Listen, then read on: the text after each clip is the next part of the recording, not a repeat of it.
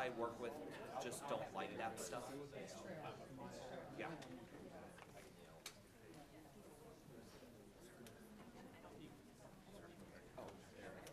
Good, how are you? It isn't mine, it's there. Like, this is a wild cut.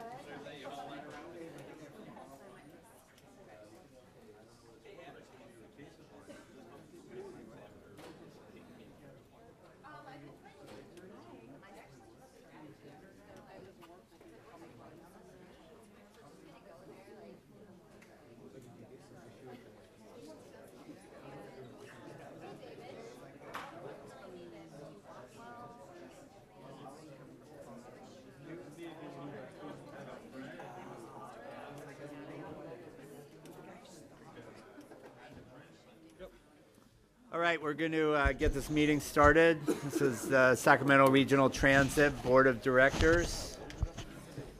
Ms. Brooks, would you like to call the roll, please? Director Budge. Director Hansen. Here. Director Harris. Here. Director Hume. Here. Director Jennings is marked as being absent. Director McGlashan. Here. Director Morin. Here. Director Miller. Here. Director Natoli. Director Cerna. Chair Chenier. Here. With that, we have a quorum at 100 votes. This meeting of the Sacramento Regional Transit District will be cablecast without interruption on Metro Cable 14, the local government affairs channel, and will be streamed live on RT's website. Tonight's meeting will air on Wednesday, February 24th at 9 a.m. and replayed on Sunday, February 28th at noon on Channel 14 and webcast at www.sacmetrocable.tv. It is also closed caption. Members of the audience wishing to address the board should fill out a speaker card located at the rear of the room and provide it to me or Adam. You will be given 2 minutes. Please speak into the microphone and state your name for the record. We would appreciate everyone turning off their cell phones. Thank you. Okay, Mr. Miller, you want to lead us in the pledge tonight? Certainly. Salute. I pledge allegiance to the flag of the United States of America and to the republic for which it stands, one nation, under God, indivisible, with liberty and justice for all. Okay.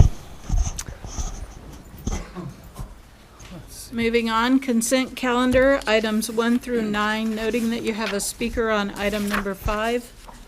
Okay, Michael Monowski. Monowski, is that correct? I'm going to ask everybody to squeeze in together because we do have people standing. So if you've got an empty seat next to you, please squeeze in. Thank you. I've asked that the board pull this item from the consent calendar because I'm especially concerned about the way in which Sacramento RT is doing the people's business and how it's saving money to perform certain police duties. According to the fiscal impact statement of the staff report, any ongoing maintenance and support costs for the transfer of police services from RT Security Operations Center to the Sacramento City Real-Time Crime Center will be apportioned to RT and will be covered through savings from the security services contract. It's obvious from today's informational item 12, the mid-year budget report, that the $21 million police budget is a significant portion of this agency's $155 million annual budget. Sacramento RT is under great pressure to keep rolling stock in cleaner condition due to the public complaints in the media about filthy light rail train cars, especially since the basketball arena will depend upon public transit for smooth traffic flow. Additional salaries and benefits paid to hiring more drivers, cleaning and monitoring staff, and retirees' implicit rate subsidies due to the now reportable actuarial standards for healthcare costs create a deficit of $2.9 million by the end of this year, and with other offsets, the net deficit for the agency is anticipated to be $3.25 million. The agency is having trouble with sufficient funding or cost cutting for this significant deficit. I suspect that's why it is persuaded to contract with G4S, also known as Wackenhut, since that company has paid very low wages to keep their costs down. For example, in 2014, the company paid detained immigrants in Great Britain to cook and clean for as little as £1 per hour in wages, which is about $1.50 an hour. Current minimum wage is close to $10 an hour. I propose that SAC-RT should avoid contracting with a vendor whose human rights record is filthier than a severely neglected light rail car. The 90 contract So if I could ask you to wrap up, please. The 90 contract security guards mentioned on page 2 of item 5 of the staff report should come from our community, not an international scofflaw. I suggest that local youth be hired at $15 an hour to keep cars and buses clean and monitored for safety. They could be recruited and trained with any one of a number of other public agencies, such as the welfare department's one-stop Mr. offices. I just need your final thought on this. Yeah, I'm reading it. No, I know, but your time is up. My apologies on that. So we have your letter, and we can make copies for all of the board members. Yeah, but you're going to decide on this right now, and it's essentially a rubber stamp consent item. So I just want to make this point that the American... No, but actually, we have a lot of speakers tonight. There's a 2-minute time limit. Yeah, and you're taking up my time by protesting my, last few sentences. I mean, it's an absurdity. But anyway, we have resources in the community. We should use them. We should use our youth. And we shouldn't contact G4S and have them do that. G4S contract is not on the agenda tonight. Yeah, it is actually. It is. Yeah, there's G4S is mentioned in item 5 and in item 12. I'm not here to argue with you. So your time is up. Okay, thank you very much. All right, we have the consent calendar. Move approval? Second. I have a motion by Mr. Hanson, a second by Ms. Budge. All those in favor signify by aye. Aye. Opposed? Abstained. Motion carries. Thank you very much. Motion carries at 100 votes. Item number 10, General Manager's Report, presented by Mark Lonergan. Mr. Lonigan, and Mr. Wiley is out ill today, so thank you for sitting in for him. Absolutely. So we have nothing under the government affairs update. The next item would be an update from Chair Chenier on the recruitment for the general manager. Yeah, so very briefly, what we have is we've gone... I'm on. Oh, yeah. So if you want to take a seat, that would be fine. Actually, I was told I was given 3 minutes according to the... We changed it for 2 minutes because we have a lot of speakers tonight. Okay? I understand. But it would have been nice if you had told the clerk that. So just on the general manager recruitment, you all have copies of the brochure. That the ads went up on Saturday, so that's moving ahead. I want to thank everybody who gave us input on that. And I know that our folks who are doing the search spent 3 days in Sacramento and met with everyone on the board. They met with a number of members of the business community, city managers, some other electeds. Came away very impressed with where we are and where we're trying to go. And so I expect that we'll have a lot of good candidates. So that's where we are. My expectation on their time frame is sometime in April that we will actually be getting to interviews. So it's great. Okay, Ms. Ham? Good evening, Director Schneer and board members. So during the discussion regarding the fare change at the January 25th meeting, you asked for an update on where we are at with the Doug Carter revenue enhancement and cost saving opportunities. We provided you with a written update under the GM's report on the current status of these efforts. For efforts that are already underway, such as the sale of carbon credits or the restructure of the Los Rios agreement, it's important to note that the projected revenues have been included in the FY16 budget. Any additional revenues from carbon credits or excess property sales will be directed to the FY16 shortfall or to reserves. As we work towards the development of the FY17 budget, we will develop reasonable assumptions in areas where we have made progress. In areas where there are uncertainties or we anticipate variable results, such as items contingent on labor negotiations, we have not yet made budget assumptions. Those items will be incorporated into the budgeting process as we move forward and have more assurance in the actual outcomes. So that's just a couple of points I wanted to make on the written piece, but if you have any questions, I'd be happy to answer them. Any questions from the board? Mr. Hanson. Thank you, Laura. This was a word for Norm Leong, our security chief. I just want to say thank you for working on the consolidation of the security center with SAC-PD. I think that's a major system enhancement that we're able to do through partnership and through a collaborative spirit between the agencies. So I think that's an A+ as far as I'm concerned. And Laura, thank you for all the work. It's on, but I'm not as close to it as I could be. Is that better? Oh, it's fine. It's fine. Because of the video recording, we can't shout into it. We just have to talk. But I was thanking Norm Leong, our police chief, for the work to consolidate the two centers, the security centers. And Laura, thanks for your work. Welcome. Okay, we have a number of members of the public who wish to speak on this. Pamela, and then B. Janish, if that's correct. I'm sorry if I mispronounced that. And then Maggie Coulter. Hi, Pam Haney with Wellspring Women's Center. I would like to ask a couple of questions if I could, or at least put these questions out there in terms of some of the revenue enhancements, one of them being the update or change in fare structure. In the online transit talk, not this past Friday, but the Friday before, with the general manager, I asked about scheduling and possible delays because this board had requested some additional alternatives when the fare structure was proposed last month. And I was told that that in fact it is possible that you could approve a brand new revised fare structure with no public comment whatsoever if the equity analysis showed similar harm or lack thereof between the two proposals. And that is very concerning to me and something that I think that should definitely be addressed in this section as to whether or not we are in fact going to get the public comment section if there are revisions, whether there is in fact a possibility that this board could approve something that the public has not had a chance to comment on, because it affects the lives of many. Okay. So I do think that we'll have plenty of opportunity for the public to comment however this rolls out. We'll have a number of meetings on it. So thank you. Okay. All right. B, is it Janish? Yench. Sorry.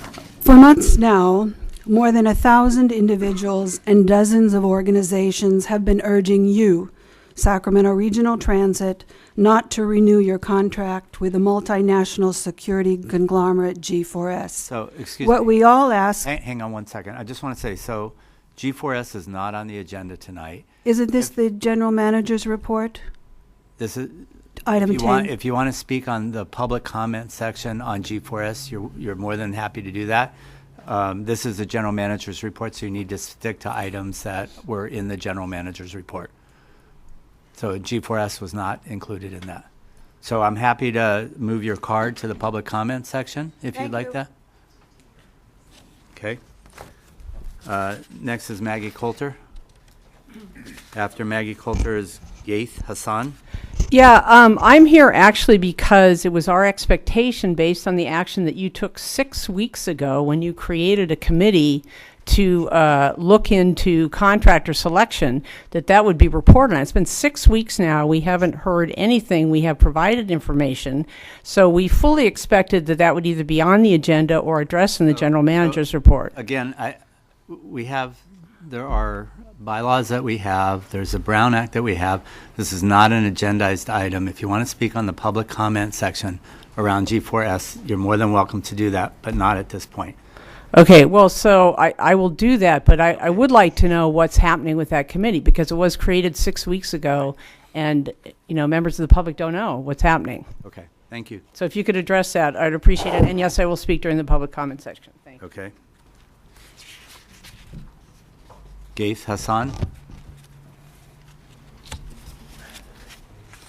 Good evening. I just wanted to reiterate what Maggie said, the concern about not hearing anything. So, and I know you don't want us talking about it right now, so I'm just going to keep that It's not short. that I don't want you talking about it. It's Yeah, not on the agenda. until the public comment time. Right. I understand. Yep. Thanks.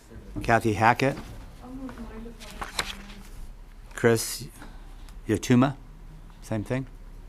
Well, can I just clarify? We're here to talk about G4S, so you're Okay, going to get so not at this point. well, you're going to get a bunch of us staying here till the end and keeping you here at public comments that's until fine. We'll the be end. here We just this- want an update on where the staff is on that report. I understand. It's that simple. I understand. All right, fine. You want to speak at public comment? I guess I will. Okay. Okay, we're going to move to item 11. I'm sorry, Greg DeGear. Greg? Okay. We will put you all on public comment, and we'll get there at that point. We should be there fairly quickly. Item number 11, resolution, direct the general manager, CEO, and staff to take all actions necessary to pursue permanent closure of the St. Rose of Lima 7th and K station, including a California Environmental Quality Analysis Review presented by Laura Ham. Ms. Ham.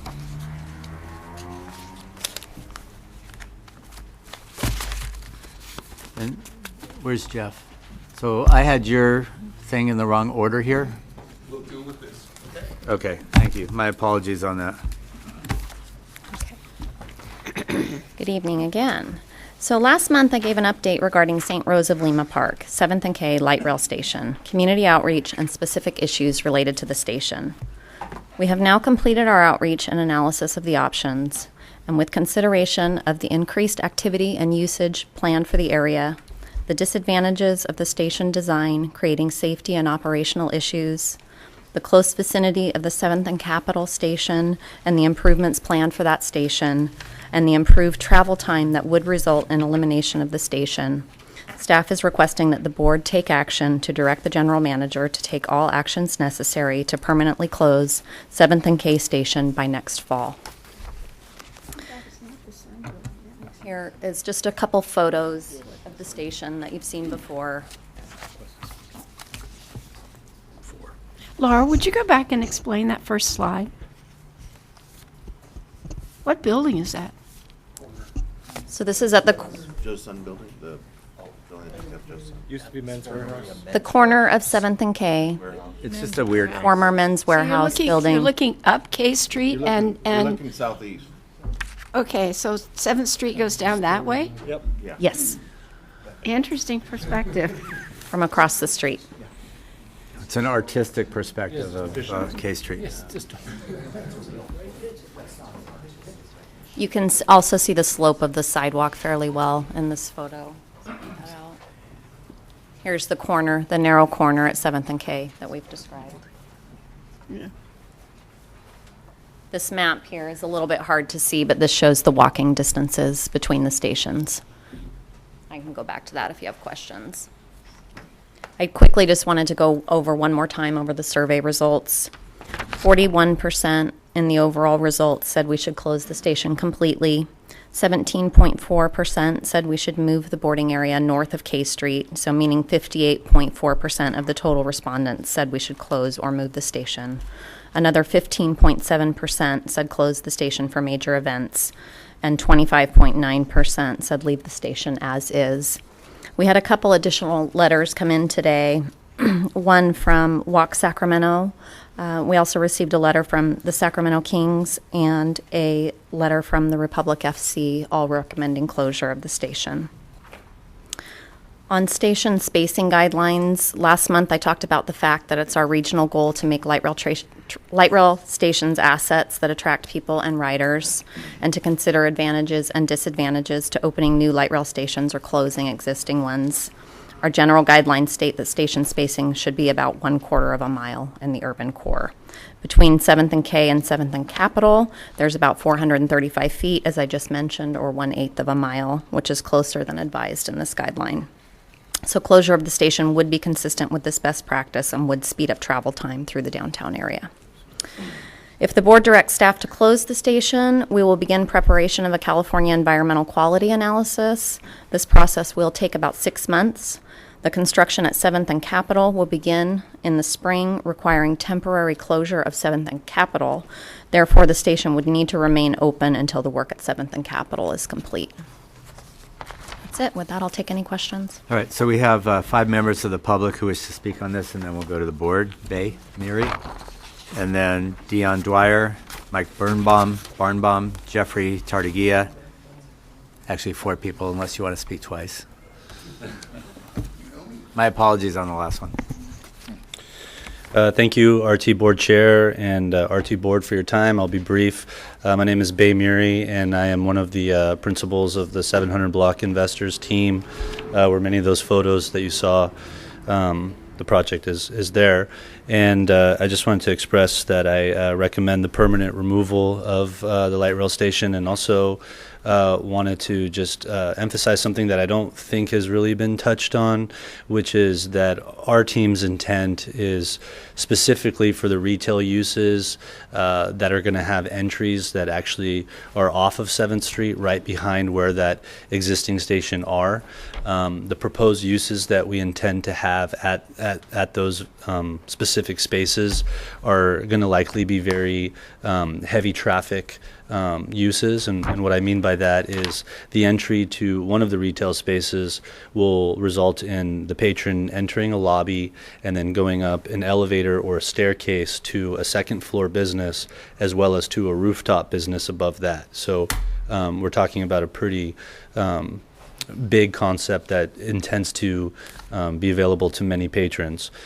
Besides the businesses that'll be right there, we also have a lobby entry to our 137 apartments to the west of that, and we're going to have somewhere around 200 to 250 residents living right there in a mixed income project. So just wanted to emphasize specifically those points related to the amount of traffic from just our project alone for the board's consideration, and I'd be happy to take any questions. Thank you. Thanks. Dion Dwyer. After Dion is Mike. Dion Dwyer with the Downtown Sacramento Partnership. First off, I would like to thank the board of directors and for staff for the hard work on this. It's an exciting opportunity. Wow, already, huh, Jay? Thank you very much. Yeah. Appreciate it. It's an exciting opportunity I think the board has to really increase productivity, decrease transit times, increase walkability in the downtown core as we move into an 18-hour city at night, remove some of the street furnitures and some of the barriers that are in place, and really focus on consolidation. And so with that, we asked for a permanent closure of the station as well, and we'd like to, again, thank staff and the board for their time. Great. Mike? Thank you, Chair Schneer, members of the board. Ride Downtown 916 feels the same as the previous speakers, and from what we've mentioned to the board in the last time this came full circle as a discussion item for full, complete closure of the 7th and K station. What has been missed, though, in a bit of a way, is timing, marketing and outreach, advertising, and getting everything ready for the operators of regional transit to know about this change and preparation if they have to have any changes in their work or assignments. So with that, what we would like to ask the board in your consideration or motion tonight is that you only keep the station open through the end of the service day, Saturday, September 3rd. And the first day it is a full closure is Sunday, September 4th. This, and Mark can address this too, would go in line with the Amalgamated Transit Union Local 256's September 2016 operators sign up and service changes. So then anything on a service change notice would be congruent with the date agreed between management and union under the current union contract. Now, probably a separate topic we'd like to come back to you on is in renegotiation of the union contract that expires in March, is that maybe that sign up in future years gets moved to August, which addresses board members' comments about the real true time when school starts. Great. Thank you. Thanks, Mike. Jeffrey? And then after Jeffrey is Mr. Janish. Jeff Tartagia, and I presume you have this in front of you and this in front of you, please. I hope you do. I gave the copies to the clerk to make sure on this item you would have them. So while she's working on that, so it brings to your attention the last page, the second page, and Mr. Steve Hansen directly through there is, I will say, 2020 hindsight, 7th and K Street. Gee, if we hadn't changed it out of 7th and K where it was with the other one back there, and it's highly ironic that the business people here that it directly affected business-wise are the ones speaking that seem to motivate, even though Mac suggests to you that, it's not a great location for what you're moving. What that says on the page that I have on there is that, gee, in the 5 years you moved it there, that's the best light rail station of RT.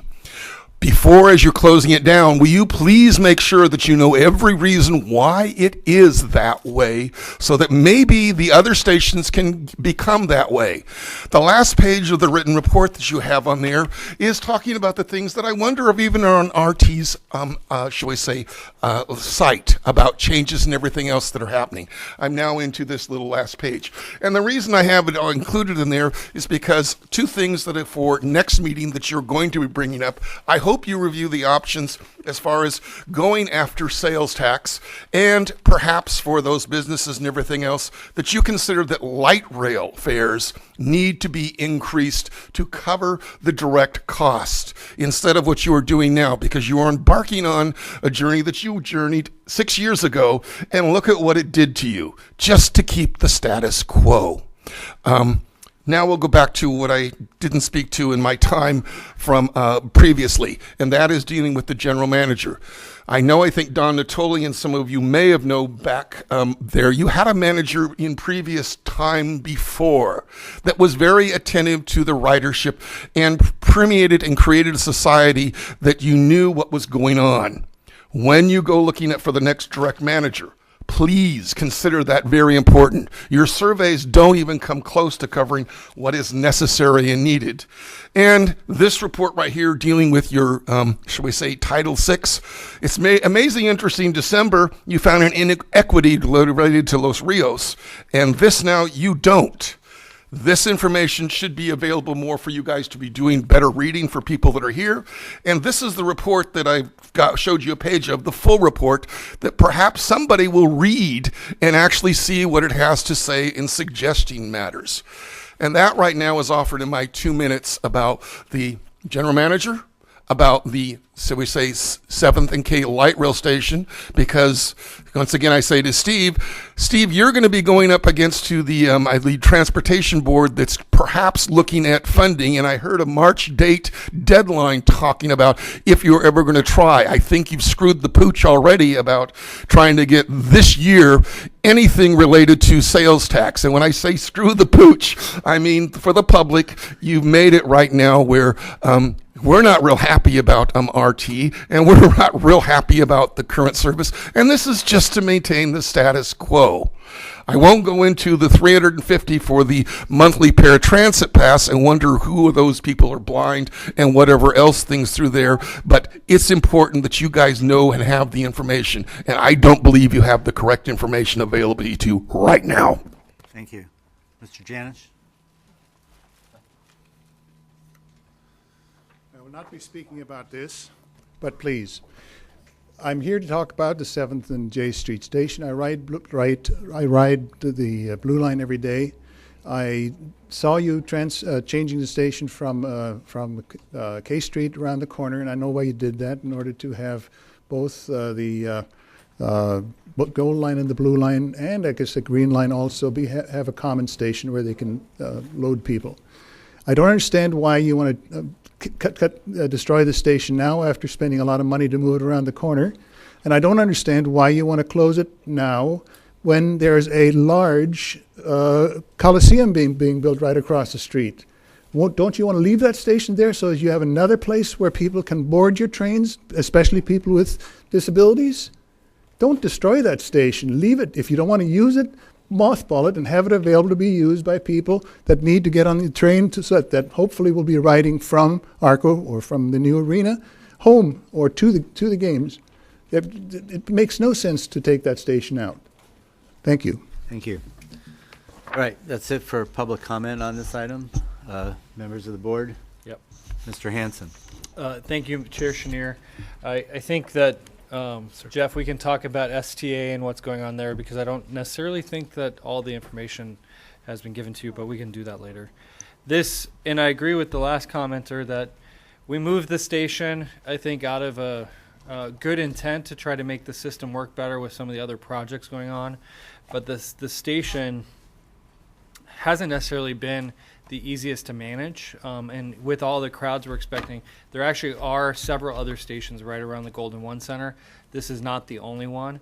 But it is a very tight area with the sidewalk the way it is, and it just doesn't conform to the standards that we're supposed to have. We're supposed to have a 3-block distancing. And at the time we moved that station, I don't know what the considerations of this board were because I weren't here, but I do believe that in order to have best practices, that is an important consideration.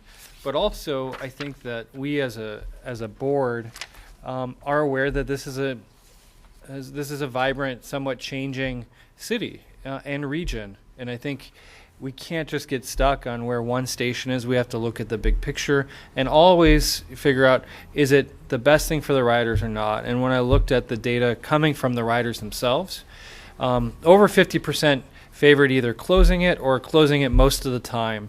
And to me, that's about the same thing. And so I think that because of the proximity to the other stations, I wasn't necessarily at first inclined towards closing the station because I wanted to hear from our riders.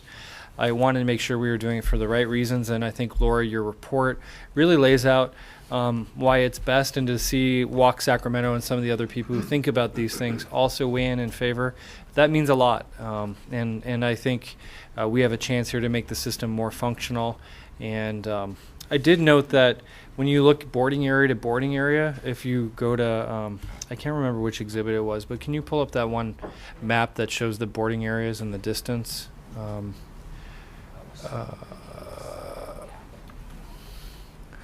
Is there any way to zoom in on that? It's very hard to see here. But I guess the point was that when you look at the boarding areas, it's actually less than a half block between the boarding areas, which is pretty tight. It doesn't make sense to take the whole train to stop it, then scoot up a block, and then stop it again. Especially when we have other stations, and you can see the other stations serving both the gold and blue and green lines, where they all overlap there. Plus, with the future streetcar line, I expect we'll have even more trains moving up K Street along this alignment. So again, I just think in the end, this does make sense, and I'm happy to make a motion to close the station. Question? Ms. Budge and then Mr. Minutoli. So, with respect to everybody who's spoken on all sides, is the primary purpose for closing this station to ensure that the train cars, assuming it's going to be a 4-car train, specifically for basketball games or other events at the station, is the primary purpose to ensure that the train cars clear the curve on K Street? What is the primary purpose? We run 4-car trains during commute hours now. So, and we no, would I know also that. run But 4-car we would- trains for major events, just Right. to clarify. We'd assume that. So Blue Line trains currently will wrap around that corner if it's a 4-car train. Gold Line trains are actually going to block K Street. We are anticipating 5,000 to 7,000 people coming out of that Okay, now exit. wait a minute.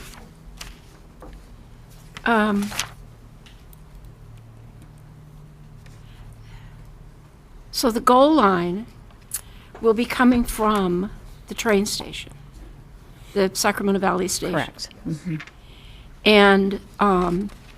And we will have gotten off the goal line over at what's called the 8th and K station. Okay, so the train coming southbound from the Sacramento Valley station. So is the intent to ensure that that train, the 4 cars, clear K Street? That it does not stop at that at that platform and block K Street. Correct. Okay, so it's the flow of people from the arena through K Street. Yes, so it will, the train stopping there will either block the corner or it will block K Street entirely, depending whether it's Gold Line or Blue Line. Okay, so if it goes down to the 7th and Capitol Station, then it will clear the area. Correct.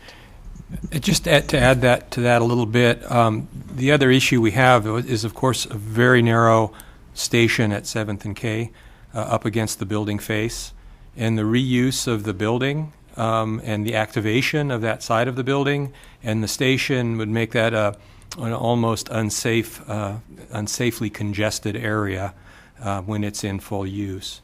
At 7th and Capitol, we have a full sidewalk width and more of station boarding space. About 3 more feet. Okay. Okay. I guess just as a general comment, I know that staff has talked to absolutely everybody and his brother.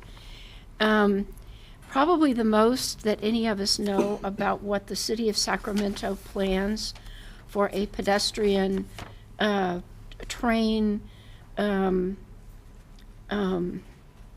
circulation in terms of a master plan around the arena is really what we've read in the Bee.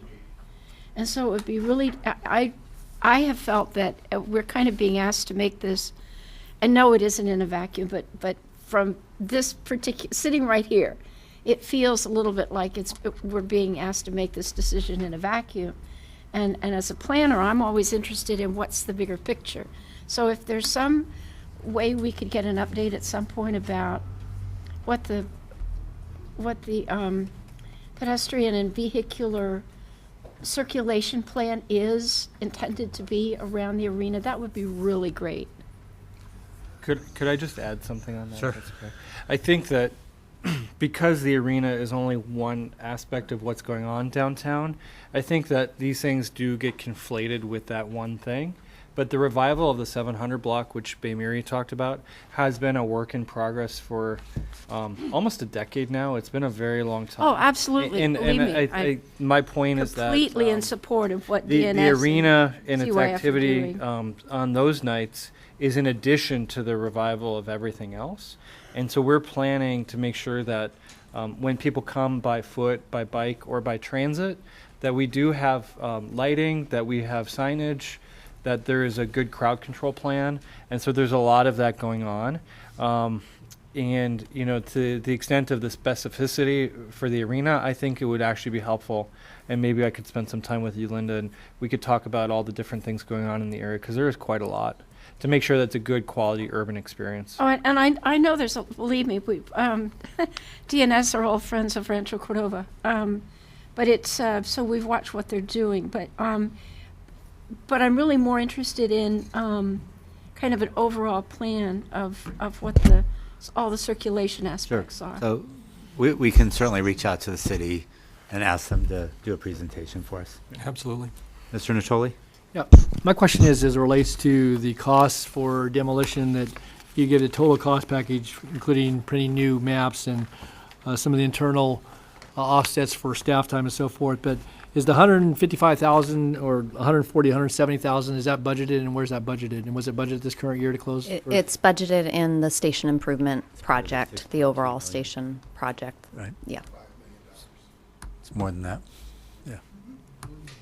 So we okayed, I think it was 6.2? 6.2 million to All do right. all the station improvements. And so, in this case, station demolition is considered station improvement? Yes, station consolidation. Okay, that's a clever way to portray it. Okay, thanks. All right, I'm happy to second it. I think it's a good thing. I walk by there all the time, and when Sure, you see that train wrapped around, there's certainly safety issues because you can't see what's going on. Mr. Miller? That's an information item? Is it? This is an action item, An item action number item. 11. It's a resolution. Sorry. I'm on 10 still. That's what happened, Okay. which is the same subject, apparently. 10 was the general manager's report. Interesting. You good? Well, it's marked item 10 on my, Okay. it's okay. Okay. Sorry about that. No problem. So any other comments by members of the board? So we have a motion by Mr. Hanson, a second by myself. All those in favor signify by aye. Aye. Opposed? Abstain? We're good? All right. Motion carries at 100 votes. Go forth and demolish. Item number 12, information, fiscal year 2016 mid-year financial update presented by Brent Bernicker. Good evening, Schneer and members of the board. So I would like to point out that this actually is the informational item and no action is needed tonight. But not to stick it in. Steve, if you want to take action on it, it's okay. Yeah. Well, my item 10 was from 120, but my item 12 is from 215, so we're good, I think. All right. Thank Okay. But this is important because the information that we're presenting today will be brought back in probably about a month during the mid-year budget update. So I'll briefly, I know there's a lot of speakers here today that are going to want to speak, so I'll briefly cover the financial results and talk about the financial results from July 1st, 2015 to December 31st, 2015. And then also just make you aware that this information is published on our website at sacrt.com. So I guess if you could turn to page 2 of your issue paper, there's a table 1, and that's pretty much what I'm going to cover for the first part of this presentation, is just kind of briefly go through that table. If you can see from that first column, that's the first month's actual results, and if you can look at the bottom, there's a net loss of $38,000. And although this is a loss, when you compare this loss compared to last year, there's actually been an improvement. Last year at this time, there's a $1.5 million loss. So seeing that $38,000 loss is an improvement. Now I'd like to just kind of briefly go through the budget to actual variances, starting with revenue. Revenues came in about $1.1 million short of the budget. That's mainly due to gas prices, ridership losses, and some sales losses. The next category, there's no variances in the state and local revenues, but I would like to briefly talk about that. Both of those, the two significant sources of revenue we receive is Measure A revenues and LTF revenues. When that was budgeted, there was a budget factor of an increase of 5.5% from the prior year. Now it looks like we're seeing a trend of about 3.5%, which is a lot lower than what was budgeted. However, recently, just last week, we received a report that says it looks like the numbers are going to come around 4%. So this is an area that we're going to be concerned with and we're going to continue to watch. STA is another revenue source. That's another important revenue source, about $9.5 to $9.6 million that was budgeted.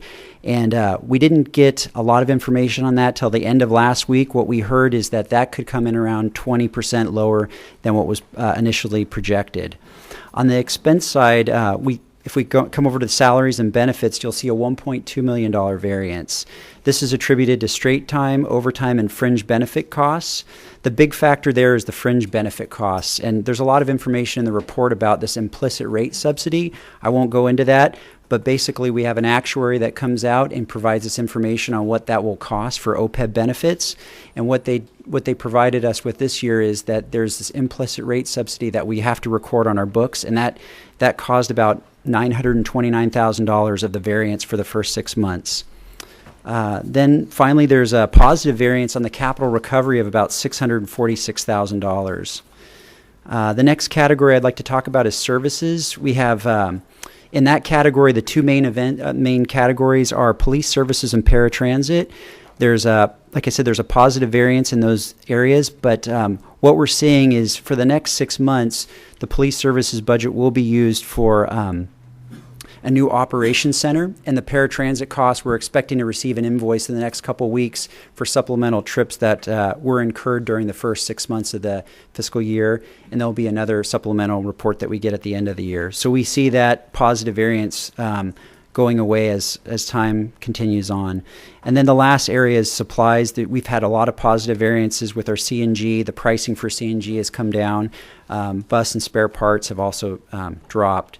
From a forecast standpoint, again, we're seeing sales tax and diesel tax revenues coming in lower than anticipated. Some good news that we received is there's a net positive federal revenues that we're receiving. which is about $640,000, and we received that information as well last week. Looking forward on that next 6-month period of time, we're expecting our our salaries and benefit costs to be over budget by about $2.9 million. And again, much of that is due to that implicit rate subsidy that we're dealing with. We're going to have a positive variance in materials and supplies of about $1.1 million. And at the end of all this, we're showing a potential shortfall of $3.3 million. But that's prior to taking into account our C&G rebate recovery. I think you remember at the end of last year, we were waiting for that tax refund to pass, and when that passed, we have this half-year recovery that we can use towards this shortfall. So that will bring down the shortfall. That's about $650,000. And another positive trend that we're seeing is in the self-insurance, liability, and workers' comp. The report looks like there's a positive variance about $1.5 million that we could also account for. So when you take those all into account, that would reduce the shortfall to about $1.1 million, for which RT would need to use operating reserves. And then last, some information on the STA. Like I had mentioned earlier, we didn't have that information prior to preparing this report, but if there is a 20% decrease in those STA monies, something that we need to think about is that could cause an additional $1.9 million. So we're going to be keeping that on our radar when we bring that mid-year budget back to you. If you account for that, that could bring back that shortfall to about $3 million. This concludes my report on the mid-year budget update. The last page of the staff report just shows you upcoming exciting budget updates. Are there any questions? We're going to go to members of the public first, and then we'll come back to questions. All right, Mr. Tartaglia. And then Michael Manowski, and that's it. We done that after you asked a question, because usually we find out more from the report. Usually what we like to do is in the public, so we can do it that way. We've been doing that for as long as I've been here. So. Jeff Tartaglia. Just to the board, simply, it's terrible we're back in this position again. I hope you guys will do better in figuring out for the future, and again offer that hopefully with a open house or something that you've already got so many things scheduled. But it's glad to see the numbers. Unfortunately, when you do percentages and numbers, it seems to muddle the subject matter. So thank you. Okay, Mr. Manowski, do you want to speak? Yeah, I do, but I actually prefer speaking after I hear your questions. Because I don't think enough questions are asked about the budget. And when Iceland's banks crashed in, I think it was 2011, 3 of them crashed and 1 didn't. The one that didn't, you know which one, Ms. Budge? Ms. McGlashan, you know which bank didn't crash? It was the Women's Bank that didn't crash. And then the 3 banks that crashed, the men were sent off to far away to a prison. And their policy is this: we never vote for anything we can't understand. I think that's a pretty good policy myself. And I think I'm disturbed by this $3.25 million deficit that you see at mid-year. Well, it's preliminary mid-year report, and that's what I tried to bring up in my comments before. But more questions need to be asked about this. And then, in addition, I think our bonded indebtedness and our pensions are what are really going to, that's the snake in the grass. I mean, we really need to know what's going on with those. And implicit rate subsidies sounds like some kind of Star Wars, thing. The terminology is so elusive, and we don't really understand what that means. And now we're another $900,000, in the red as a result. So, where's this money going to come from? When you ask your questions, what don't you understand about this, and where's that $3.25 million going to come from? Thank you. All right, members of the board. Roberta? Thank you. I do have a question on the post-retirement benefits, the $949,000 that's on page 4. I understand the accounting principle here, but where does that $949,000 go?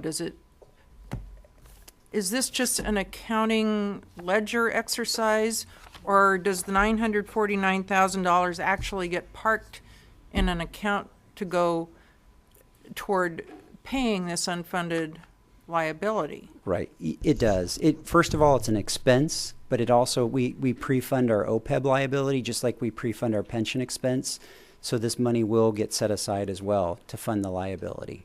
Okay, so it's not just, it's more than just an accounting Right. item. So it actually is an expenditure. Yes. Okay. And that's why we wanted to bring that up, is it will hit Yes, our salaries and benefits category.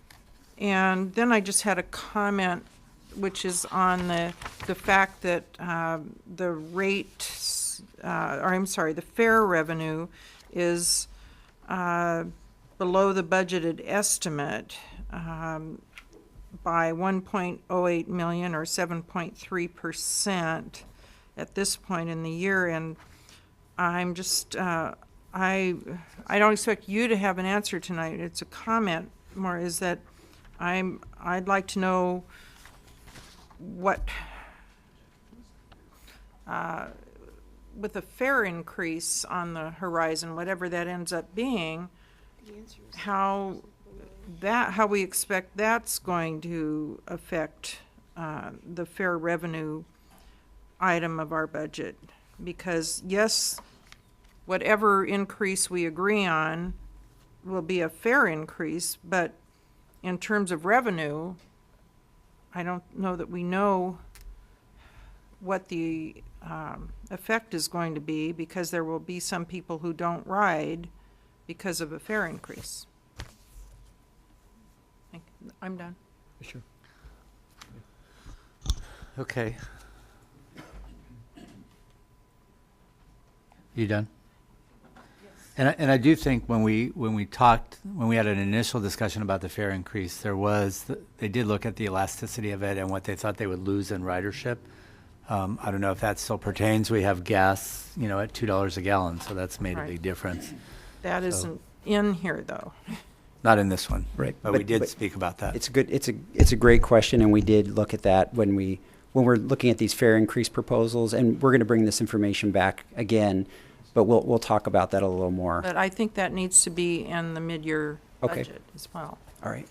Okay, Mr. Hume, and then Mr. Mincholi. Thank you, Chair. I'm not going to beat up the messenger too much on this one, because I think this budget is more of your predecessor's work product than your own. But an important thing is even barring a fare increase, had we just hit our number on the amount of fares, we would have absorbed the unforeseen increase in the salaries column.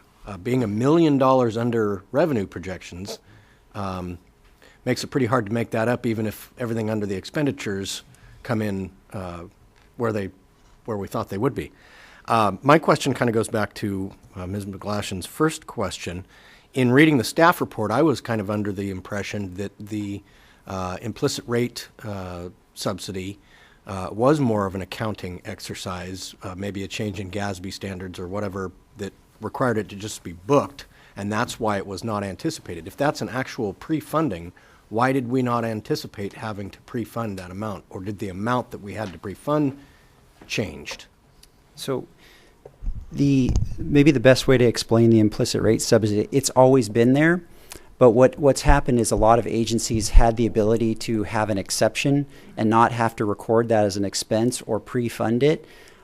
What happened recently is Those are two very different principles, by the way, not recording it as an expense versus not pre-funding. Right. So which do we historically do? Okay.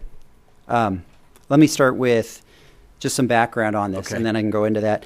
So So typically what agencies have done in the past is they've shown the implicit rate subsidy in their footnotes and not recorded any expense or any liability on their books.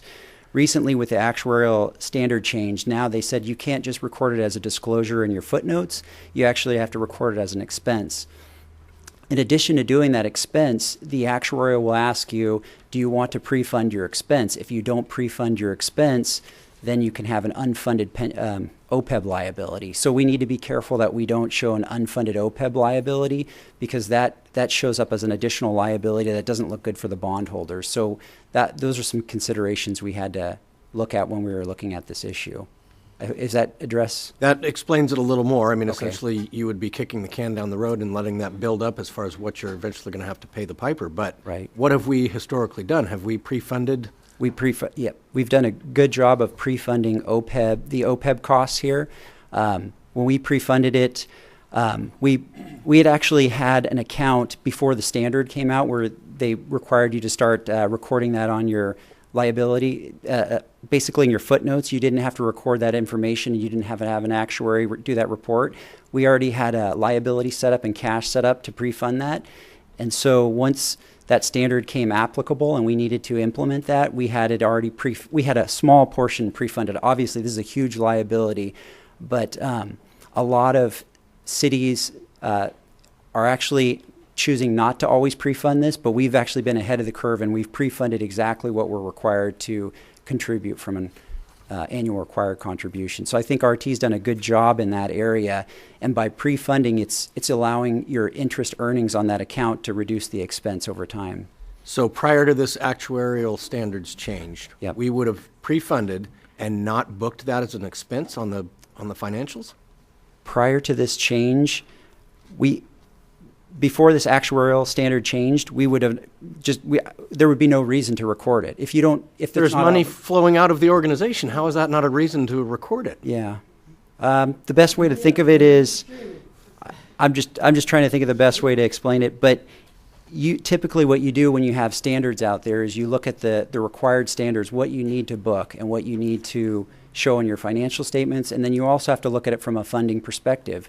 We look at it just like any organization. We figure out what is required and we book according to what is required, and what is needed to be funded, we make sure that is funded. So can I ask just to clarify, so was it just done as a footnote prior to the standards change?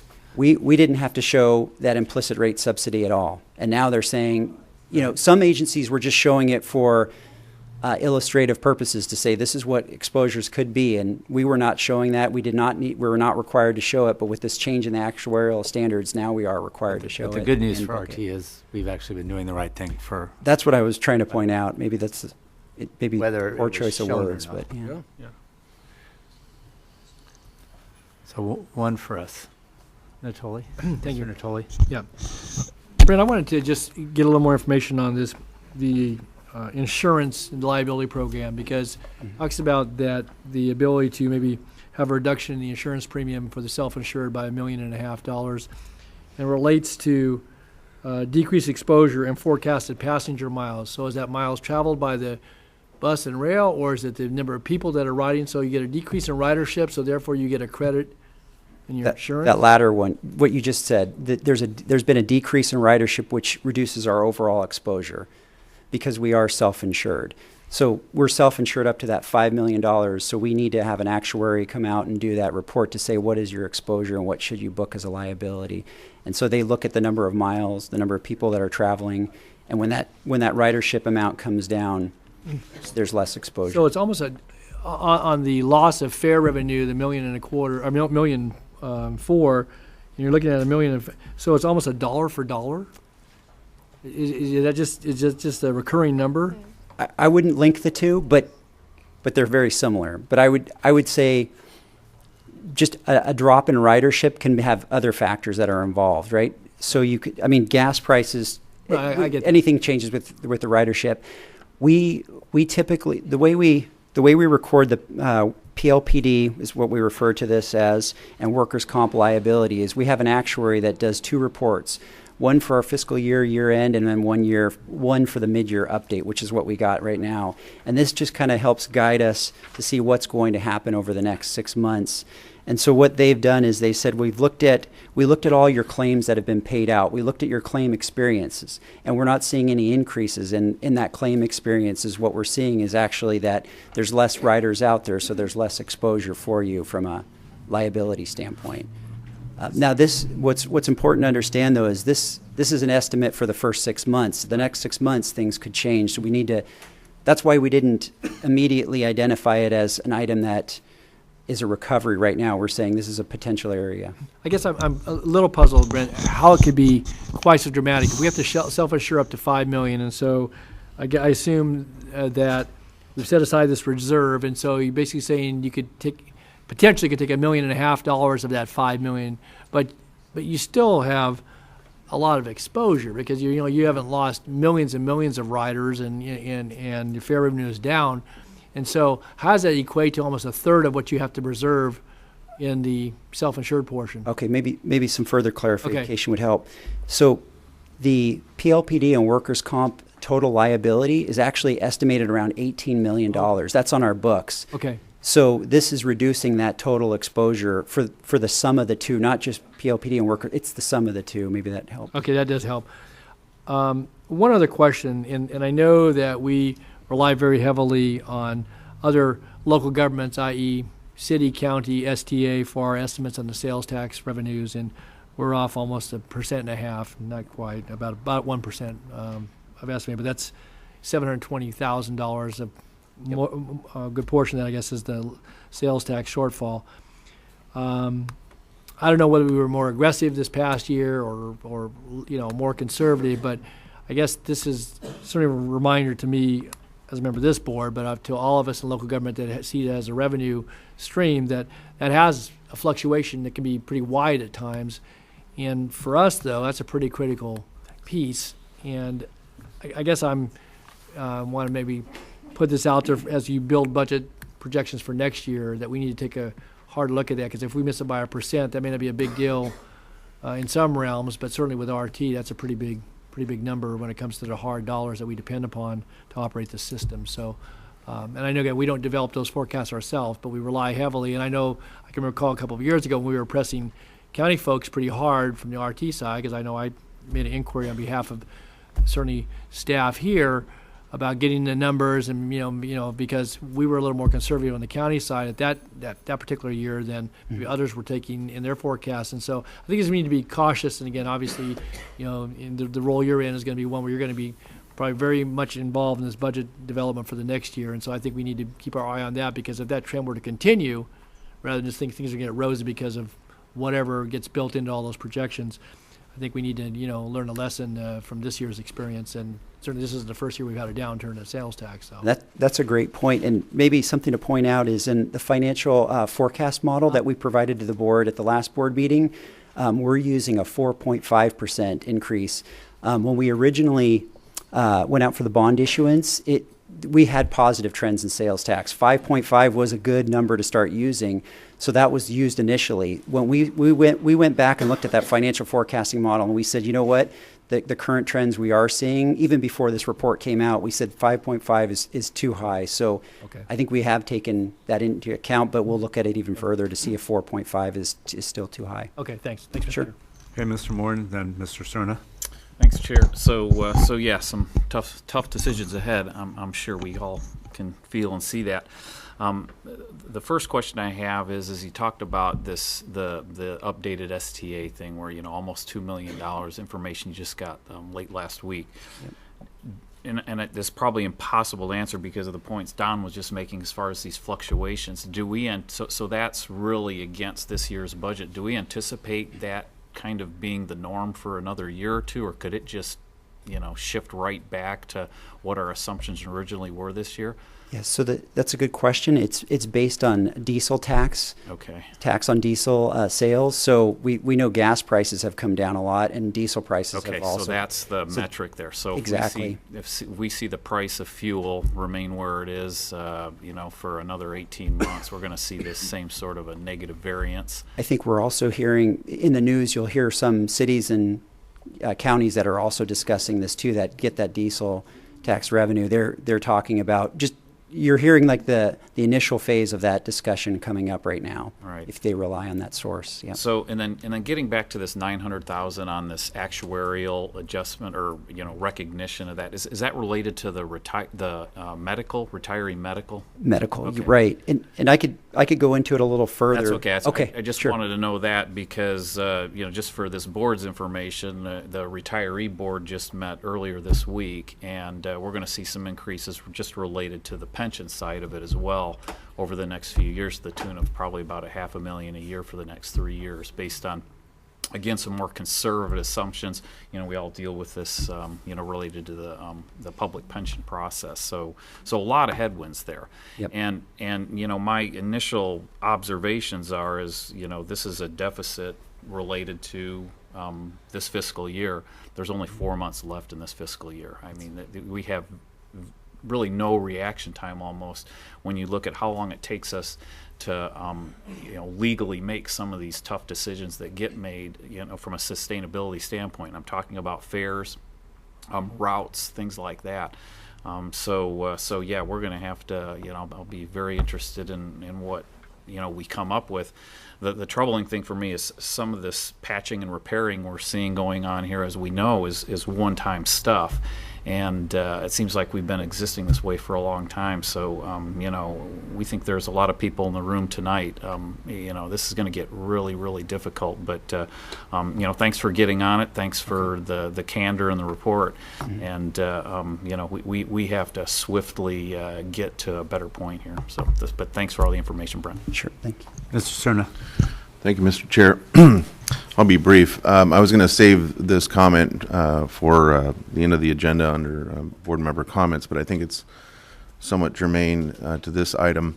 And Director McGlashan may actually want to chime in here too. But it occurs to me and to perhaps us that we haven't had the typical substantive presentation during the general manager's report with our set of metrics in some time, it feels like. And to me, those metrics are very relevant to understanding, at least month to month or meeting to meeting, where we are year to date in terms of fare box recovery, absenteeism, a whole range of metrics. And I think this serves as a good reminder, at least for me, that it would be nice, other than just to have a mid-year budget informational item in front of us 4 months before the end of the fiscal year, to have some of that regular feedback that I think is very important to understand trends. I mean, it's one thing to get information maybe twice yearly and then have to, as Director Morin mentioned, act on the fly here. But I think understanding the overall trends and what contributes to our cost centers as much as our revenue centers is important to understand at every one of these meetings. It's certainly important, I think, for the public and our riders. Okay. Mr. Hanson. Maybe on a positive note, last week we got a presentation from SACOG at the Transportation Authority Board, and it said they said that there was another $1.5 million in the federal budget for rail systems. I don't know if that's been forecast yet or what we know about that additional federal revenue, but I think that was projected to be RT's share of it. Do you have any information Yes. on it? Yeah, on page 5 of 6, I can reference this area, but I can talk about it as well. What we're saying is, just to your point exactly, on the positive side, federal revenues are expected to increase by a net $640,000. The two main drivers is the 5337, which is the state of good repair. We're expecting to receive the $1.2 million, $1.3 million of revenue, but we're also getting a decrease in the 5307 urbanized area funds of $640,000. So the minute we get this increase, we're getting a corresponding decrease. Well, I guess I saw that in here, but I was confused because the president's only proposed the budget, so I wasn't sure that this would already be captured as a sure thing. Are you saying that the proposed budget is what we are working off of here? Right. Yeah. Versus Right. the adopted budget? Right. Yeah. Okay. Well, maybe it's not as exciting as I'd hoped it was. It's still good news, though. Yeah. Okay. So, thanks. I know you're getting it from all angles here. Yeah. But I agree with Director Moore, and we need to have the facts as we go forward. We have a lot of challenges. Our fare box recovery is hovering around an area where we may lose state funding as well. So all of those pieces we'll certainly bring back. And Mr. Cerna, if we want to bring back some of those items, we'll try to do it in conjunction with looking at the budget for where we are as well. Because I think we'll need to look at that as you start working on next year's budget. Yes. Okay? All right, thank you. Thanks very much. Okay, we have no item 13. Item 14? Item number 14, Paratransit Inc. Board of Directors meeting. There's a written summary in your package of January 28th. If Director Natoli has anything to add. No, the minutes covered. We're good? Okay. Item number 15, San Joaquin Joint Powers Authority meeting of January 29th. A written summary in your package. If Director Hume has anything to add. Director Hume? Nothing. Very thorough minutes. Okay, Mr. Barnbaum, do you want to speak on this item? Yes. Thank you. One of the goals that we at Ride Downtown 916 have, in addition to public transit, of what most people would think is the definition of public transit, ours goes beyond that traditional definition, and we also include intercity rail service.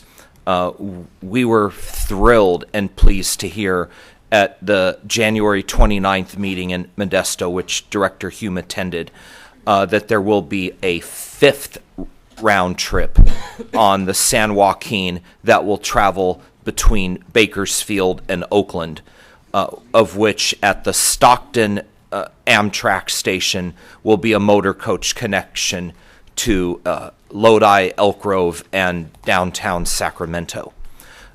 Expanding California passenger rail services, particularly if they have a focus on Sacramento, has been one of our goals since our formation on April 29th, 2013.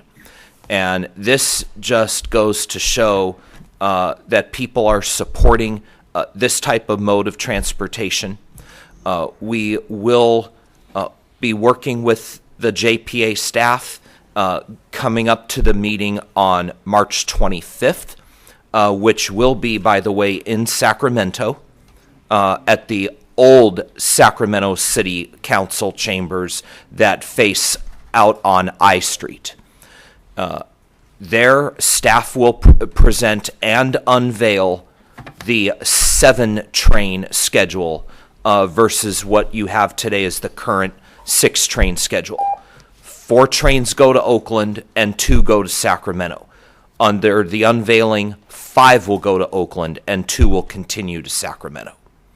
Thank you. Thanks, Mike. Thank you.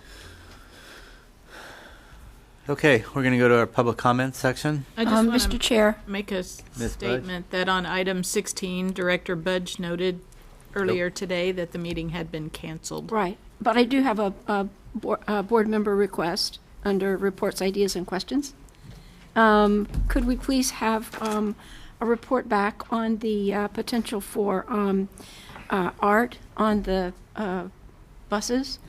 It's my impression that that the organization that had proposed to do that may not exist anymore, that they may have merged with something in Roseville and not be working. I'm not sure what's happened to them, but nobody's seen anything, and our Rancho Cordova artists haven't heard anything. So if we could just get a report back on that in the future, We can do would be that. nice. Okay. Thank you. Sure. Okay, so before we start, let me just say what I will do is, Mr. Spangler is not in today. Obviously, Mr. Wiley is also ill. I will ask that during the general manager's report at our next meeting, they give us an update on the policies that we've asked them to look at around contracting. I know Mr. Spangler has spent quite a bit of time looking at that, but again, it's not on the agenda tonight, but I'll ask for an update at our next general manager's report. Mr. Cerna? Thank you. Just a friendly suggestion through the chair that perhaps a reminder to folks that are going to speak here in a minute, understand that we can't act on any item that's not on the agenda if they're bringing up an issue that's not on today's agenda. It might be on a future agenda where we are acting, but we can't act by way of state law on something that's not on the agenda. Okay, we'll do that. And Mark, you got that for, if you can pass that along to Tim or Olga, I guess We that's will. you, that would be great. Okay, Mr. Tartagia, we have about 20 people with public comment. You do have 2 minutes each. I'm going to ask you to keep to the 2 minutes. I will let you know when it's up. After Mr. Tartagia is Fran Eldridge, and then Mike Barnbaum. Thank you, Board. The first thing I'm going to bring to your attention is, again, safety. We are right now so focused on the downtown arena that I will bring up an issue that'll probably take 5 years, and probably somebody will get killed before you actually look after it. But you still do not have anybody related to safety. And right now, 29th Street, with the Sutter project that's come in there, you now have the emergency, shall we say, entrance within less than 50 feet of the bus stop. Today, somebody was trying to park right there in front of the bus stop because it's not labeled marked. It looks like you could, and the sign that says you can't park is twisted, so it's really not visible. That's not an RT, but I bring it to you as a Sutter. And I also bring to you right now is that you're about to have the Sacramento Food Co-op down by the 29th light rail station. And again, it brings a safety issue that's going to be there in the future because if you'll note with the parking. The second one I'll bring to you is the new mobile app. Tried to use it 2 weeks ago. It took me 5 minutes in here to get somebody online to report it. But as you may have seen on the me on the internet, I was here Tuesday, and so I exactly explained, related to the mobile app, some of the issues and the problems. And unfortunately, if you have Metro PC, you have where it just simply, the route boggles down, and so you cannot use it. Hopefully somebody will get it quickly changed so that you will use that mobile app to buy tickets right now currently. Safety, that. Please look after light rail tickets being increased in the expense, because that seems to be what your arena expense is there. So please look at that next time when you're meeting March 14th, when you're seriously about fares. Consider that, and please explore that. Thank you. Ms. Eldridge? And then Mike Birnbaum and Lee Tao. If we can ask the next speaker to get behind the current speaker, we can move this along a little bit quicker. Thank you.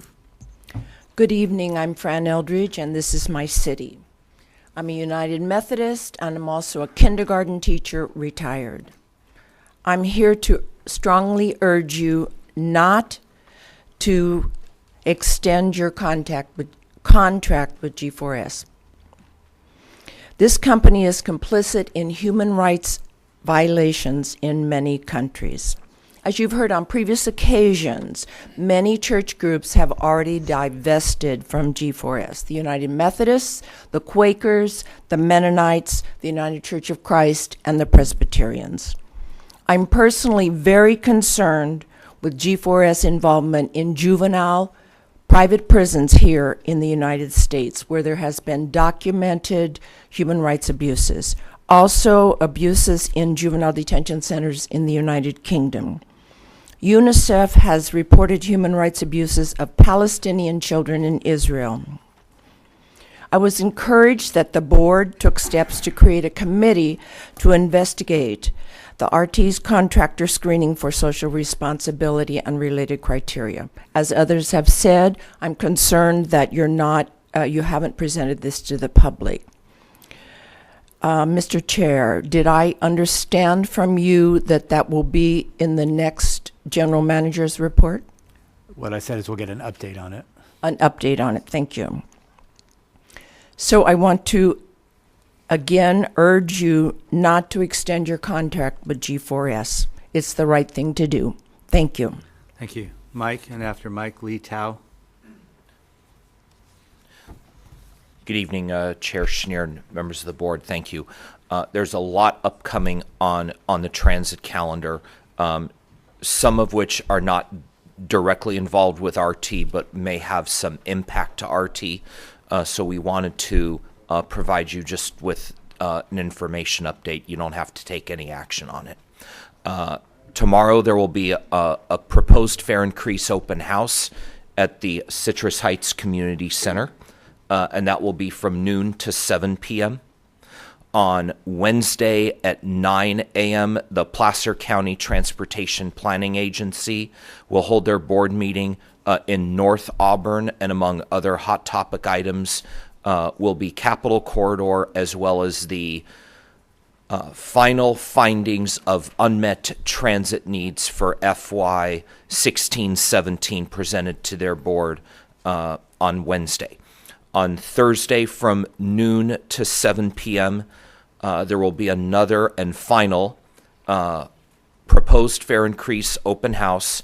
This one will be at the Wynn Center, which is located on the campus of Cosumnes River College. It's not only accessible by RT, but most, if not all, local E-Tran bus routes serving the city of Elk Grove. So we encourage, if folks in Elk Grove are watching tonight, to come Thursday from noon to 7 to the final RT open house on the proposed fare increase. We will be at that one. The State of the RT breakfast is March 9th at the Hyatt, beginning at 7:30 in the morning. And as I stated earlier, the San Joaquin JPA is March 25th, 1:30 in the old Sacramento City Council chambers, and we'll show the new schedule. Thanks, Mike. Thank you. Okay, Lee Tao, and then after Lee is Farah Shields. After Farah is Nancy Fleischer. All right. Good evening. My name is Lee Tao. I'm from Wellspring. I want to talk about the surveys that on fare increase, and just this may be better towards the staff who developed these survey, because I've been helping a lot of our guests at Wellspring to fill out these surveys, and we come and seen a lot of a few problems with the surveys. One of them is that it uses monkey survey, and so that it only allow one person to take the survey at one computer or one server at a time. I mean, not at a time, but just one. With one computer, we can only take one survey, and so it causes it gives us a lot of problems, or poses complex challenges with agencies like Wellspring, who serves a lot of people, and we want to help them get to the survey, and we don't have that many laptops or computers, and only a few, we can only help a few people take the survey. I know that the purpose is to just so that people cannot, take multiple surveys, but at the same time, it poses a lot of challenges to, for agencies like us who wants to help other people who doesn't have computer at home or who doesn't have access to internet. Another thing is that there's the question that asks writers about, how when they need to rank what's most important, or what changes will affect them the most, and most of the ranks are really about fare increases, and it really they can't really just choose what really affects them the most, because I have a mother, and she have kids, and she can't really choose to just let me finish. She can't really choose to send her kids to school, because her kids ride the bus to school, or for herself to go to work, and so that's you can't make them choose between those two. Okay, thank you. Thank you. Ms. Shields, and then Nancy Fleischer. Hi, good evening, everyone. I'm going to make this short and sweet. I know I only have 2 minutes. You guys know why I'm here. It's for G4S. It's very simple. G4S abuses human rights. You guys send our tax dollars to a corporation that abuses human rights. Don't do it anymore. We all play a role in the implicit human rights abuses that go on all over the world. However small, it makes a difference, your vote. It makes a difference, my tax dollars that are being paid to this company. Pay it to a company that's socially responsible. It's really not that difficult. That's it. Have a good night. Thank you. Nancy Fleischer, and then B. Jansch. Yeah. Hi, I'm Nancy Fleischer. I was going to ask for an update on the social responsibility criteria for contracting. Thank you for bringing it back next session. I just want to indicate that I and Mikos Fabriun Faberson have submitted materials to staff on the subject, and we have offered to provide further assistance if they find it useful, and we renew that offer now. Great. Thank you very much. Okay, and then next is Maggie Coulter. For months now, more than 1,000 individuals and 6 organizations have been urging you, Sacramento Regional Transit, not to renew your contract with the multinational security conglomerate G4S. What we all ask is very simple. RT, don't continue to do business with a security company which has a history of hurting people. Security company hurting people. In December, your auditor warned you about something termed reputation risk. RT, since you pay good money to have your books and practices audited, please heed the advice you pay for. RT, don't renew your contract with G4S. It is a reputation risk. Despite making progress over the years, you still have much work to do to become the kind of public transportation provider that we in the Sacramento region need and deserve. RT, you absolutely cannot afford to remain afflicted with G4S's bad corporate record. Last month, your staff contended that it cannot write a request for proposal that will enable RT to disqualify bad applicants like G4S.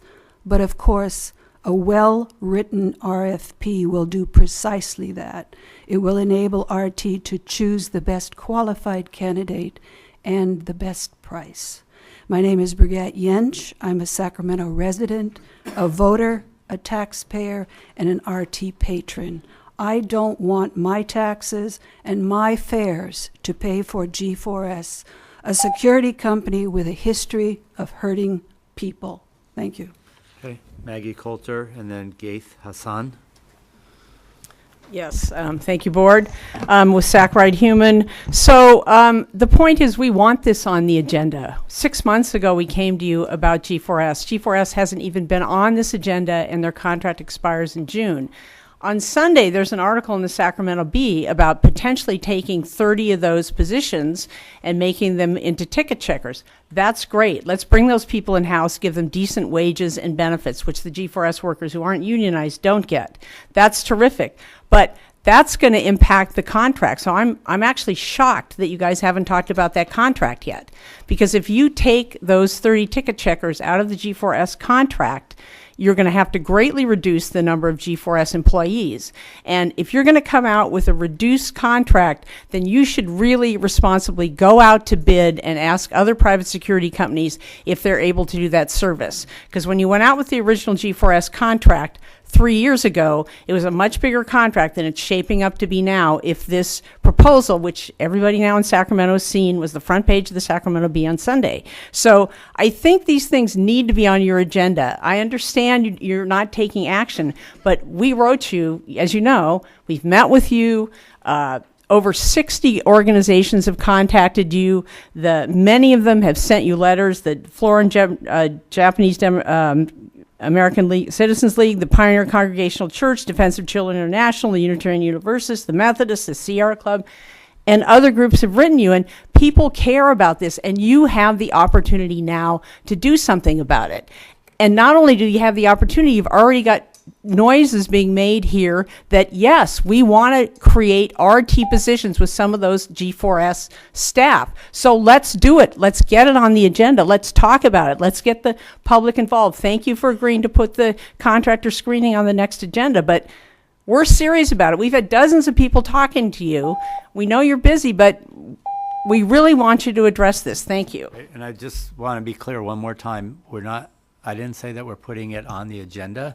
What I've asked and what I'll ask the general manager to do is provide an update of where they are. It's a complicated thing. I know our attorneys have spent quite a bit of time on it, and I don't know where they are on being complete. So that's all. I understand that, but it's been 6 weeks. We'd like something. I understand. Thank you. Gaith Hassan. 6 weeks since they formed the committee. He had to leave. He had to leave. Kathy Hackett, and then Chris Yatuma.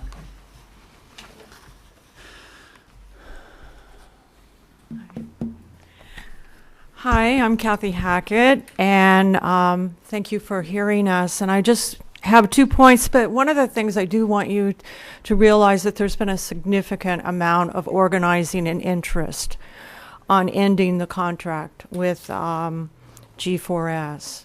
And I myself am very impressed with the organizing that has been done in this community, and most of it volunteer.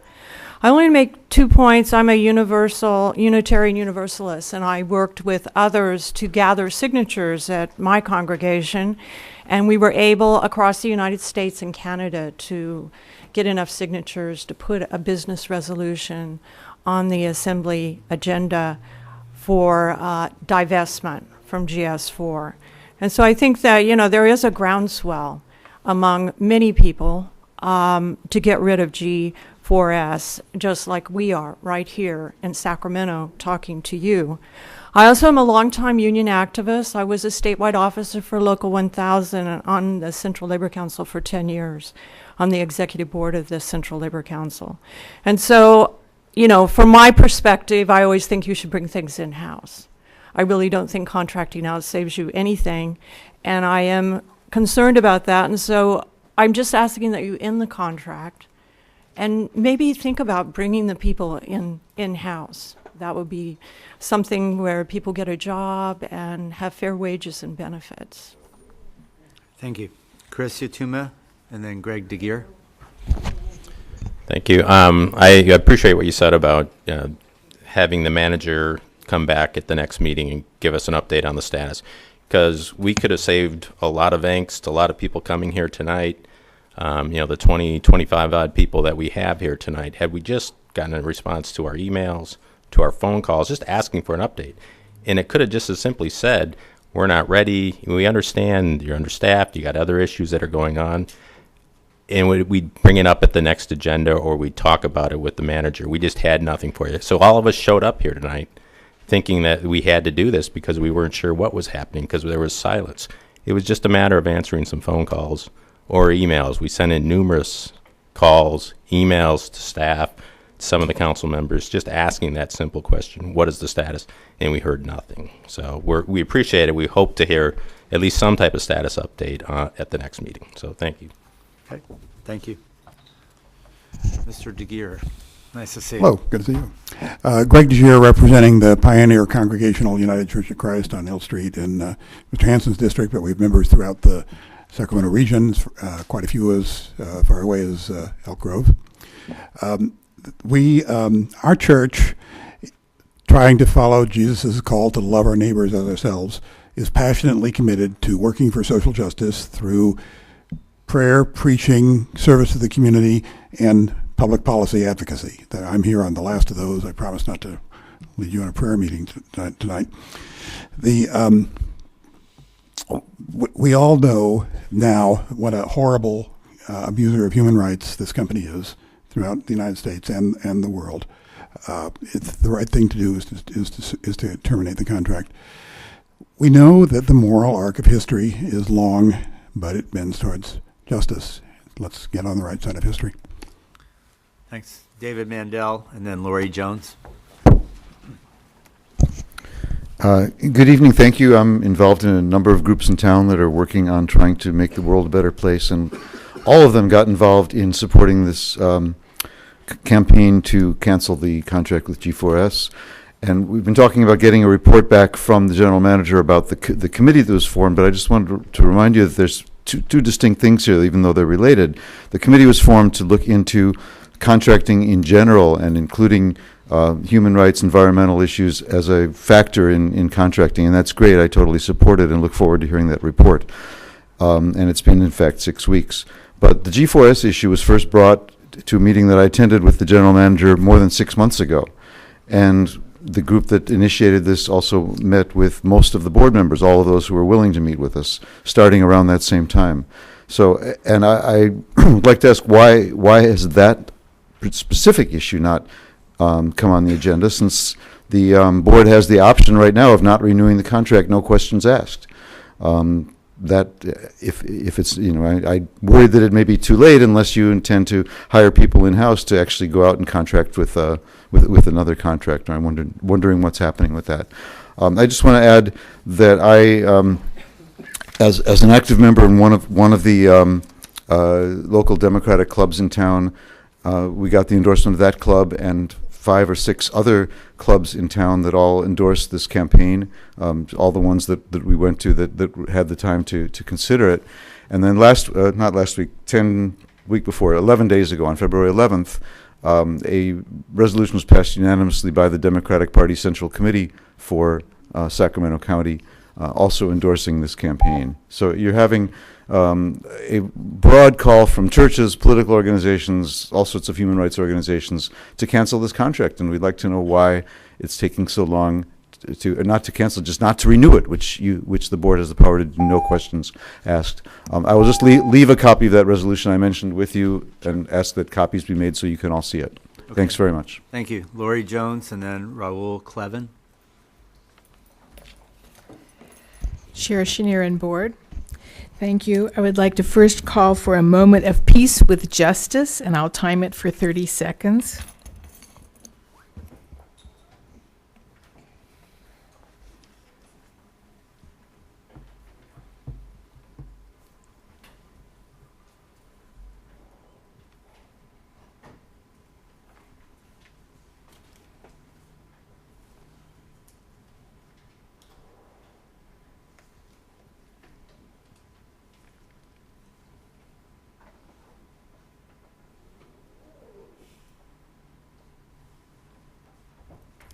Thank you.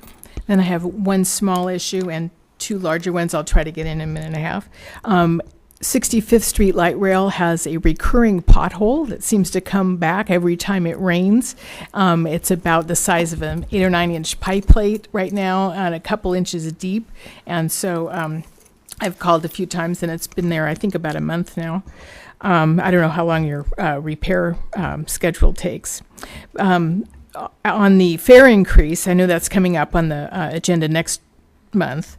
I did point out last time that the discount rate was going from 50 to 70, which was a 40% increase. So I was glad to see on the brochure that I saw that it had been reduced to $65. So it's only a 30% increase now. So that's better. It's still inequitable, but it's better.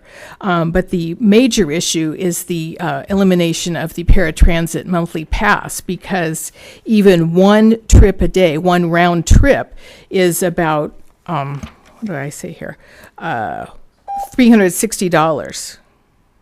And so that will significantly reduce their ability to make any trips, even to come here to speak. And then for G4S, I concur with the other speakers. Thank you. Thank you. Raul Clevin and then Patricia Johnson. Take care. Hi, thank you for your time. I'm representing Sacramento Answer Coalition, which stands for Act Now to Stop War and End Racism. I'm going to talk to you about something you've already heard tonight a lot, but as a writer of RT, I just wanted to make a comment about this as well.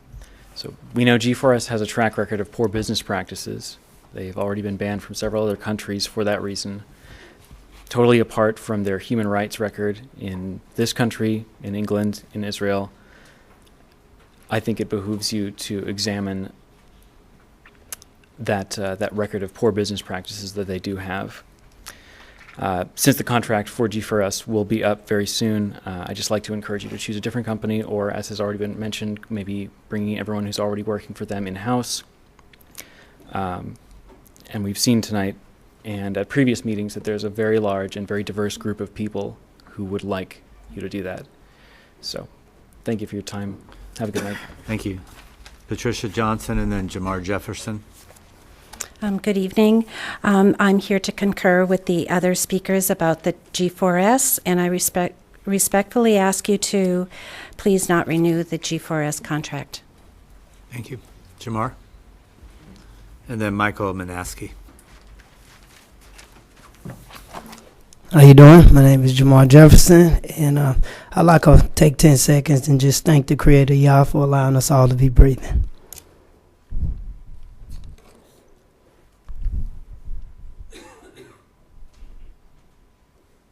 Now, I don't know how much it's going to cost to demolition that building, but being that we have a huge homeless situation, and I know Kevin Johnson has put forth a great homeless reduction effort, I didn't see why any construction could have been done to maybe put some beds in there. I mean, it's cold outside. I'm a community volunteer organizer, and I've been outside with them. It's cold. And on top of that, when you, I have Miss Carey. She's a student at CRC. Raising the fares is really going to backfire. People are on the brink of having nothing at all. And as me being an advocate for free public transportation and communication, I really think y'all should possibly pass this fares, what you're lacking, onto the business community. They're the one that will benefit the most. Energy is all we need to make sure that everybody will benefit. As far as the G4S, America is known for not doing business with organized terrorists.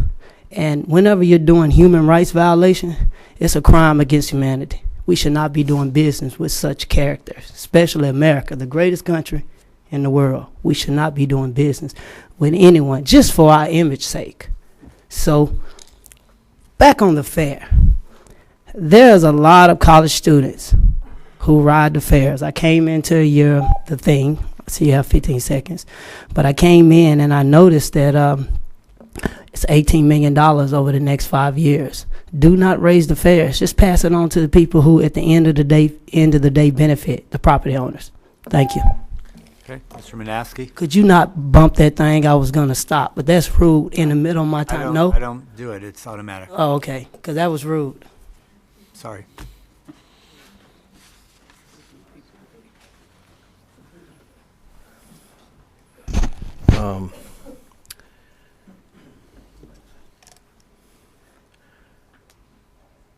It seems to me that this agency wants to do business with G4S because it wants to keep costs down. I propose that this board stop contracting with them at all. I mean, the guards that are in there, I have no problem with them coming on board and becoming RT employees. But I also suggest that local youth be hired to keep the cars and buses clean and monitored for safety. They could be recruited and trained at any one of a number of other public agencies, such as the welfare departments, one-stop offices, the AmeriCorps facility, the Los Rios Community College District, or any other such vocational training facility. This is a greedy security company, G4S, that cares not one whit for our people, our lives, or much less our own well-being. You're running out of money and willing to hire anyone that fits the bill despite their dismal record. I ask that this board pull these plans and find another way to balance the budget and police the fleet without further exposure to this company that commits acts of, violence against our people. And we need to have jobs that pay. And this is, being a security guard at $15 an hour, or being a janitor on board a moving facility like that, I think is a great startup job, and one that we give to our youth, and especially the youth at risk. So I don't understand why we would continue to contract with them. And there's a move afoot, and it is an impressive movement. I'm really impressed with the number of people that showed up here, and just to talk about this off agenda, you need to put it on your agenda. You really do. It's that important. Thank you. Thank you. All right, that's it for public comment. We're adjourned.